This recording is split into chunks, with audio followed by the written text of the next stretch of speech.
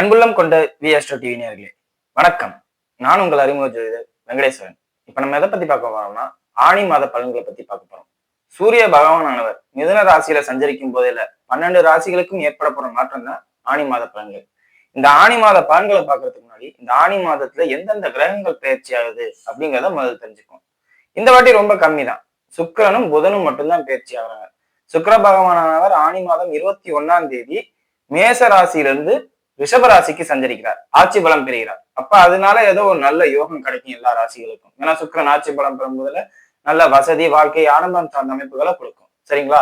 அதே மாதிரி புதன் பகவானானவர் தன் ஆட்சி வீடான மிதுனத்தில் இருந்து கடகத்துக்கு பயிற்சி ஆகிறார். பகை வீடான கடகத்துக்கு பயிற்சி. அதனால பொருளாதார ரீதியாகவோ, வாக்குவாதம் ரீதியாகவோ, டாக்குமெண்ட் ரீதியாகவோ சில சில நல்ல விஷயங்களும் சில சில பாதிப்புகளும் நடக்கலாம். சோ அது எந்தெந்த மாதிரியான பாதிப்புகள் 12 ராசிக்கும் கொடுக்க போகுது, அதுவும் எந்த என்னைக்கு நடக்க போகுதுன்னா ஆணி மாதம் 8ஆம் தேதிக்கு அப்புறம். சோ மாதம் ஆரம்பிக்கும் போதே புதன் பகவான் பயிற்சி ஆகிறார். அப்படிங்கும்போது எந்தெந்த மாதிரியான மாற்றங்கள், எந்தெந்த மாதிரியான சாதகமான தன்மைகள் நிகழப்போகுது அப்படிங்கிறத பார்ப்போம். அதே மாதிரி வணிக ரீதியா அனைத்து துறையில இருக்கிறவங்களுக்கும் அற்புதமான பலன்கள் கிடைக்கும். வணிக ரீதியா இருக்கிறவங்களுக்கு ஆளுமை திறன், தகவல் தொடர்பு சார்ந்த அமைப்புகள்ல முழு அங்கீகாரமும் கிடைக்கிறது. அதே மாதிரி எல்லா துறைகளிலும் முன்னேற்றத்தை கொடுக்கிறது. படிப்பு சார்ந்த அமைப்புகள்ல எல்லா விதமான நல்ல மாற்றங்களை தருது. இதெல்லாம் பப்ளிக்கா பொதுவா, அதாவது அரசாங்கத்தால் ஏற்படுத்தக்கூடிய மாற்றம் அப்படிங்கிற விஷயத்துல நடக்கும். சரிங்களா? இப்ப வாங்க 12 ராசிகளுக்கும் எந்த மாதிரியான மாற்றங்களும் நடக்க போகுது அப்படிங்கிறத பார்ப்போம். மீன ராசி என்பவர்களே, ராசிக்கு 4ஆம் இடத்துல சூரிய பகவான் சஞ்சரிக்கிறார். அதனால தாயாரோட உடல்நிலை பாதிக்கப்பட்டவர்களாக இருக்கும் பட்சத்தில் நல்ல முறையில தேதி வரும். ஏன் தாயாருக்கு எந்த பாதிப்பும் இல்லை, அவங்க ஸ்ட்ராங்கா தான் இருக்காங்கன்னு சொல்லும் போதுல அவங்களோட ஆளுமைக்கு நீங்க கண்ட்ரோல் ஆவீங்க. அவங்க சொல்றதை கேட்டுதான் நீங்க எதையுமே செய்வீங்க. ஏன்னா யாரு 4ஆம் இடத்துல இருக்கா? சூரியன். அவங்களோட தன்மை பூரா. அதே மாதிரி தாயை இந்த நேரத்துல டென்ஷனா பார்ப்பீங்க. என்னடா இது, அம்மா நம்ம இதை சொல்றாங்க, நம்ம அதை சொல்றாங்க, நம்மளை ரொம்ப கண்ட்ரோல் பண்றாங்க, நம்மளை மனவேதனைப்படுத்துறாங்க அப்படின்லாம் நினைப்பீங்க. காரணம் என்னன்னா சூரியனோட தன்மை. தாய்ங்கிறவங்க எப்பவும் சந்திரனா குளிர்ச்சியா இருக்கணும். அவங்க சூரியனா மாறும்போது என்ன ஆகும்? அப்ப அந்த வேலையை பூரா அவங்கதான் பார்ப்பாங்க. அப்பாவை பார்த்த மாதிரி இந்த ஒரு மாசத்துக்கு அம்மாவை பார்ப்பீங்க. அதே மாதிரி அப்பா என்னென்ன வேலையெல்லாம் செஞ்சாலும் அதெல்லாம் இப்ப உங்களுக்கு அம்மா செய்வாங்க. எல்லா கடமைகளையும் நல்ல முறையில செய்வாங்க. தந்தையாருடைய உடல்நிலை ரொம்ப ரொம்ப கவனமாகவும் எச்சரிக்கையாகவும் பார்த்துக்கணும். அதே மாதிரி யாருக்கும் ஒரு தான தர்மம் செய்யறது இந்த நேரத்துல கூடவே கூடாது. அப்படி செஞ்சீங்கன்னா பாதிப்பு உங்களுக்கு. நல்லது நினைச்சு நீங்க செய்வீங்க, ஆனா அந்த நல்லது உங்களுக்கு மிகப்பெரிய பாதிப்பை கொடுக்கும். அதே மாதிரி 3ஆம் இடத்துல சுக்கிரன் வரனால உங்களுக்கு ஜாமீன் போட நிறைய பேர் வருவாங்க. நீங்க அவங்களை ஏமாத்திட்டு போயிடாதீங்க. ராசியில சனி இருக்கிறதுனால கடன் சார்ந்த அமைப்புகள்ல யாராவது ஜாமீன் கூப்பிட்டா இந்த நேரத்துல நிச்சயம் வருவாங்க. ஆனா அவங்கள நீங்க ஏமாத்திட்டு போயிடக்கூடாது. அந்த அளவுக்கு ஒரு பாதிப்பு நீங்களும் அகலக்கால் வைக்க கூடாது. ராசியில் சனி போகிறனால அகலக்கால் வைக்க கூடாது. அவசரப்பட்டு ஏதாவது ஒரு வேலையை பார்த்தீங்கன்னா அந்த வேலையானது மிகப்பெரிய ஒரு பாதிப்புக்குள்ள உள்ளாக்கணும். அதே மாதிரி வெளிநாடு சார்ந்த யோகங்கள் இந்த நேரத்துல அற்புதமா இருக்கு. வெளிநாட்டுக்கு போறவங்களுக்கு இந்த நேரத்துல ஸ்டெப் எடுக்கலாம். ராசியில சனி போறதும், ராசிக்கு 8ஆம் அதிபதினு சொல்லப்படுற சுக்கிர பகவான் ஆட்சி போடுறதும் நல்லது. 8, 12 நல்லா வலுவா இருக்கும்போது வெளிநாட்டுக்கு போறது ரொம்ப விசேஷமான அமைப்பு. வெளிநாட்டுக்கு போய் வேலை பார்க்கறது, வெளியூர்ல போய் வேலை பார்க்கறது, பிறரிடம் போய் அடிமையை கையேந்துதல், அதை கர்த்தமே அதுதான். அது அதாவது சொந்த தொழில முதலாளியா இருக்கிறதோட பிறரிடம் போய் கையேந்துறது இந்த நேரத்துல அற்புதமா இருக்கும். இந்த நேரத்துல நிறைய பேருக்கு வேலை கிடைக்குங்க. ஏன்?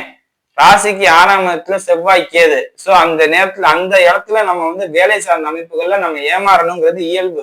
என்ன வேலை கிடைக்குங்கிற ஆமா, வேலைக்கு போகும்போது நம்ம 10 ரூபா சம்பாதிச்சோம்னா அதுல 8 ரூபா தான் நமக்கு, 8 ரூபா கூட 4 ரூபா தான் நமக்கு கிடைக்கும். 6 ரூபா யாருக்கோ போயிடும்.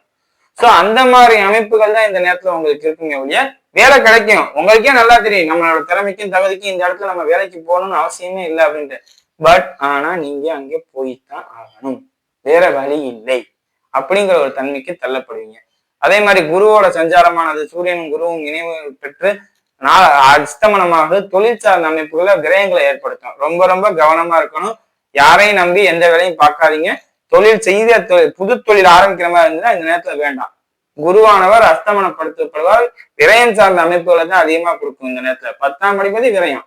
அப்படிதான் நம்ம பார்க்கணும். அப்படின்னா இந்த நேரம் மனைவியின் தாயாரோட உடல்நிலை கடுமையாக பாதிக்கப்படும். அதே மாதிரி தொழிலில் கடுமையான பாதிப்புகள் ஏற்படுத்தப்படும். சகோதர சகோதரிகளின் வர்க்கத்துல ஏதாவது ஒரு தேவையற்ற வாக்குவாதங்களோ பிரச்சனைகளோ நீங்க எடுத்து பார்க்கிற தன்மை வரும். இந்த மாதிரி விஷயம். வழக்காடு மன்றம் போறது. ஏன் வழக்காடு மன்றம்? 8ஆம் அதிபதி ஆட்சி இல்ல, சோ உங்களுக்கு அதுல வந்து ஃபுல் அண்ட் ஃபுல் சப்போர்ட் கிடைச்சிடும். சோ யாரோ ஒருத்தர் பிரச்சனைக்கு நீங்க போய் காரண மாதிரி இருக்கும். சுக்கிரன் ஆட்சி பலம் பெறது எந்த அளவுக்கு நல்லதோ அந்த அளவுக்கு கெடுதலும் கூட உங்களுக்கு. ஏன்னா உங்களுக்கு 8ஆம் அதிபதி 3ஆம் அதிபதி ஆட்சி சப்போர்ட் நல்லா தூண் மாதிரி எல்லாரும் வந்து நிற்பாங்க. பவர்ஃபுல்லான ஆட்கள் எல்லாம் வந்து நிற்பாங்க. ஆனா பவர்ஃபுல்லான ஆட்கள் எப்ப வந்து நிற்பாங்க? ஒரு பிரச்சனை வரும்போதுதான் வந்து நிற்பாங்க. 8ஆம் இடமும் வேலை செய்யும்.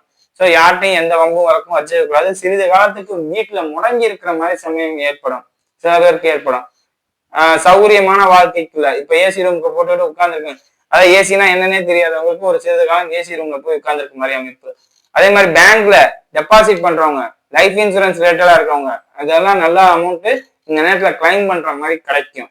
சோ அதெல்லாம் பயன்படுத்திக்கங்க. சரிங்களா? இப்ப வாங்க நட்சத்திர ரீதியான பலன்களை பார்ப்போம்.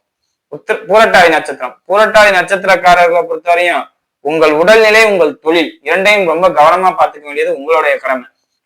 யாரையும் இந்த நேரத்துல நம்ம ஒய்ஃபா கல்யாணம் ஆனவங்க இருந்தா ஒய்ஃபை நம்ப வேண்டாம், அப்பா அம்மாவும் நம்ப வேண்டாம்.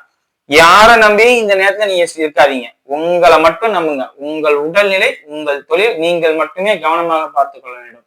அப்படி மீறினா என்ன ஆகும்? யாராவது ஒருத்தன் ஆப்போசிட் பார்ட்டி எல்லாத்தையும் முடிச்சுட்டு போயிட்டே இருப்பான். அதாவது நீங்க நம்பி யார்கிட்ட விடுறீங்களோ அவங்க ஃபுல் ரெஸ்பான்சிபிலிட்டி எடுத்து பண்ணுவாங்க. அவங்க மேல குறையில. பட் ஆனா அது வந்து ஃபிளாப் ஆயிரும். சுத்த அட்டை வேஸ்ட் அப்படிங்கிற மாதிரி கொண்டு வந்துடும்.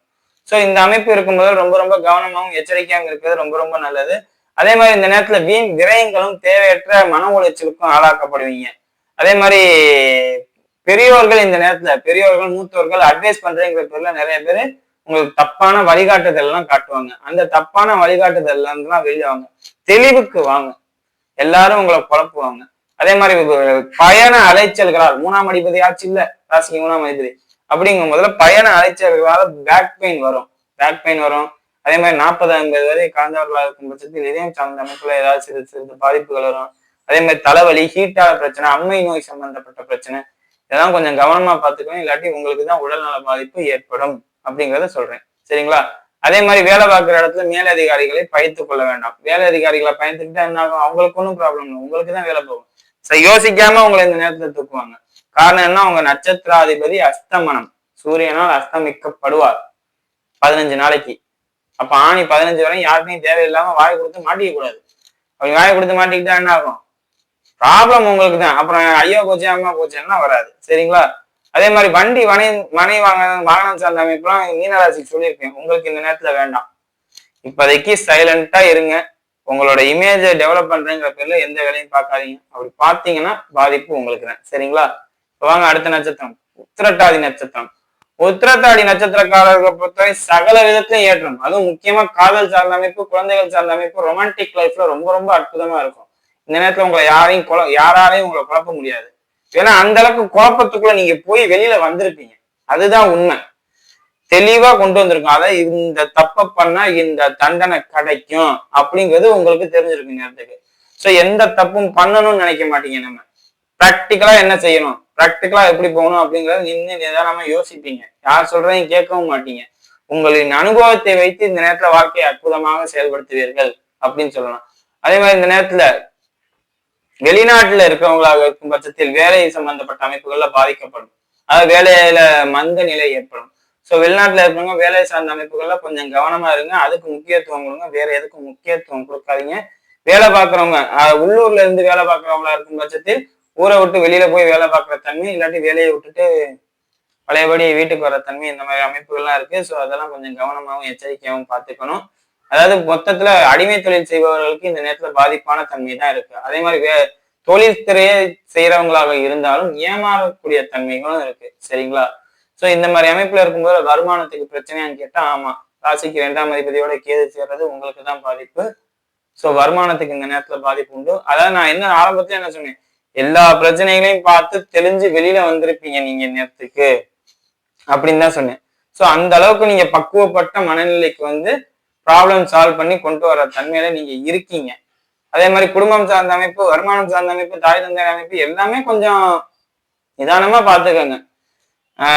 எல்லா பிரச்சனைகளும் பார்த்து தெளிஞ்சு யார் பேச்சையும் கேட்கக்கூடாது. நம்ம இப்படிதான் வரணும்னாவே சோ அந்த அளவுக்கு அனுபவங்கள் வந்திருக்கும். நான் ஏன் இதை 3ஆவது வாட்டி சொல்றேன்னா, நெகட்டிவா நான் பேசக்கூடாதுன்னு நிறைய பேர் சொல்றீங்க.